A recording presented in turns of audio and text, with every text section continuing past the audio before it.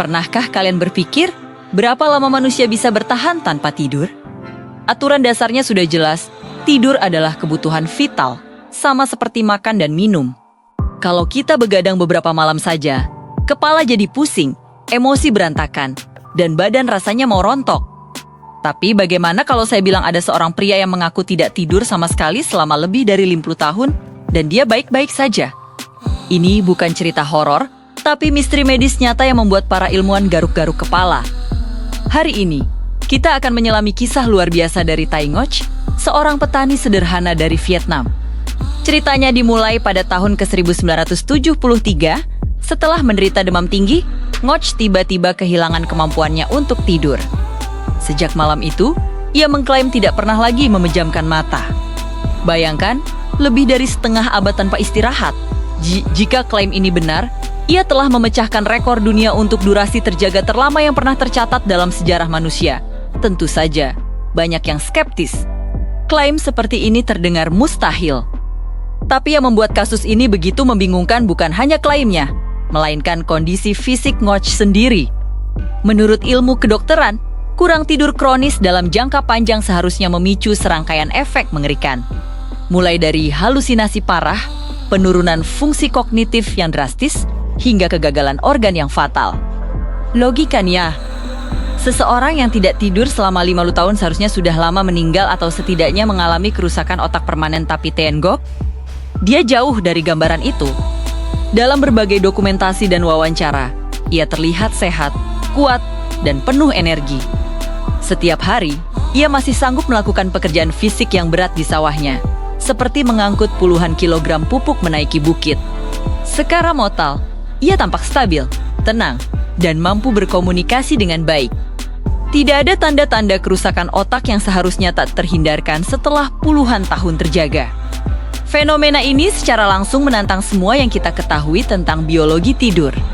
Saat kita tidur, terutama dalam fase tidur nyenyak, otak kita menjalankan proses pembersihan super penting yang disebut sistem glimfatik. Anggap saja ini seperti tim kebersihan malam hari untuk otak, yang bekerja membuang semua racun dan produk limbah metabolik yang menumpuk saat kita terjaga. Racun-racun ini, seperti protein beta-amiloid, jika dibiarkan menumpuk bisa menyebabkan penyakit neurodegeneratif seperti Alzheimer. Sekarang, bayangkan jika proses cuci gudang otak ini berhenti total selama 50 tahun. Secara teori, otak seharusnya sudah hancur lebur oleh tumpukan racunnya sendiri. Tapi mengapa otak Ngoc seolah kebal terhadap aturan ini? Untuk memahami betapa langka dan anehnya kasus ini, mari kita lihat kondisi medis yang merupakan kebalikannya, yaitu Fatal Familial Insomnia atau FFI. Ini adalah penyakit genetik prion yang sangat langka dan mengerikan. Penderitanya secara perlahan akan kehilangan kemampuan untuk tidur sama sekali. Begitu insomnia total menyerang, hidup mereka tinggal hitungan bulan. Rata-rata, penderita FFI meninggal dalam waktu 12 hingga 18 bulan setelah gejala insomnia parah muncul. Kematian mereka bukan disebabkan langsung oleh kurang tidur, melainkan akibat kerusakan otak dan organ yang masif karena penumpukan racun dan disfungsi sistem saraf otonom. Kasus FFI ini menjadi bukti nyata betapa vitalnya tidur untuk kelangsungan hidup kita. Setiap sel di tubuh kita membutuhkan tidur untuk perbaikan dan regenerasi. Ini membuat fenomena Tai Ngoc menjadi anomali yang semakin mencolok dan membingungkan. Jika penderita FFI meninggal begitu cepat karena tidak bisa tidur, mengapa Ngoc bisa bertahan hidup selama lebih dari setengah abad dalam kondisi yang sama, bahkan sambil tetap sehat? Apa yang membedakan otaknya dari otak kita semua? Para ilmuwan dan dokter yang pernah memeriksa Ngoc belum bisa memberikan jawaban yang pasti. Tim medis pernah memantaunya selama beberapa malam, dan memang benar, mereka tidak mendeteksi adanya fase tidur konvensional.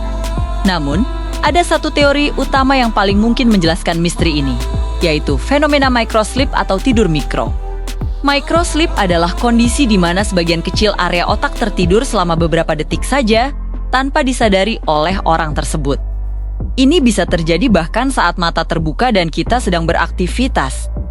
Mungkin saja, otak Tai Ngoc telah mengembangkan kemampuan luar biasa untuk mengelola kebutuhan tidurnya dengan cara yang sangat tidak biasa. Alih-alih tidur panjang selama 8 jam, Otaknya mungkin melakukan ribuan sesi tidur mikro super singkat yang tersebar sepanjang hari dan malam. Setiap sesi microsleep ini, meskipun hanya berlangsung beberapa detik, mungkin cukup bagi sebagian kecil neuron untuk beristirahat, membuang sedikit racun, dan melakukan perbaikan minimal. Jika dijumlahkan, ribuan sesi tidur ayam ini mungkin memberikan efek restoratif yang setara dengan tidur normal. Meskipun Ngoch sendiri tidak pernah merasa tertidur atau kehilangan kesadaran. Otaknya seolah-olah telah menemukan cara untuk mencicil utang tidurnya dalam ribuan kali pembayaran super kecil. Sehingga ia tidak pernah bangkrut secara biologis. Ini adalah mekanisme bertahan hidup yang sangat efisien dan cerdas, seandainya memang benar terjadi. Otaknya seolah beroperasi seperti komputer canggih yang bisa menonaktifkan beberapa prosesor secara bergantian untuk mendinginkannya, tanpa harus mematikan seluruh sistem. Namun, teori microsleep ini pun masih menyisakan pertanyaan. Tidur normal memiliki beberapa fase penting seperti REM dan deep sleep, yang masing-masing punya fungsi unik untuk memori, emosi, dan perbaikan fisik. Apakah microsleep bisa menggantikan semua fungsi kompleks ini? Jawabannya masih menjadi perdebatan sengit di kalangan ilmuwan. Teori menarik lainnya adalah kemungkinan adanya anomali genetik yang sangat langka. Bisa jadi, Tai Ngoch lahir dengan mutasi genetik unik yang mengubah cara tubuhnya merespons kurang tidur. Mungkin gen-gen tertentu dalam tubuhnya telah memprogram ulang sel-sel otaknya untuk memiliki sistem pembersihan racun yang jauh lebih efisien atau bahkan menemukan jalur alternatif untuk melakukan perbaikan sel tanpa harus memasuki fase tidur total. Bayangkan jika otaknya bisa melakukan cuci gudang sambil tetap terjaga. Ini akan menjadi sebuah lompatan evolusi yang luar biasa, meskipun terjadi pada satu individu saja. Penelitian genetik mendalam pada Ngoch mungkin bisa mengungkap rahasia ini. Tetapi hingga kini, hal tersebut belum dilakukan secara komprehensif. Kisah Tai Ngoch ini pada akhirnya mengingatkan kita betapa sedikitnya yang kita ketahui tentang organ paling kompleks di alam semesta, otak manusia. Kemampuannya untuk beradaptasi, bertahan, dan bahkan mengubah aturan biologisnya sendiri adalah sebuah misteri yang tak ada habisnya. Kasus ini seperti sebuah jendela kecil yang mengintip ke potensi tersembunyi dari batas fisik manusia yang mungkin jauh lebih fleksibel daripada yang kita duga.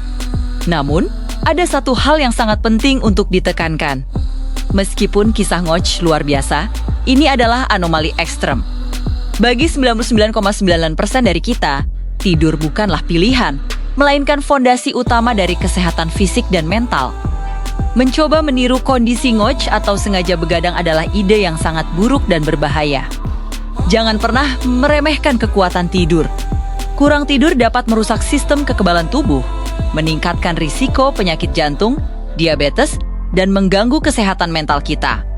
Jadi, meskipun kita terpesona oleh misteri pria yang tidak tidur selama 50 tahun ini, pelajaran terbaik yang bisa kita ambil adalah justru untuk lebih menghargai tidur kita sendiri. Kisah seperti ini membuka kemungkinan-kemungkinan futuristik yang menarik.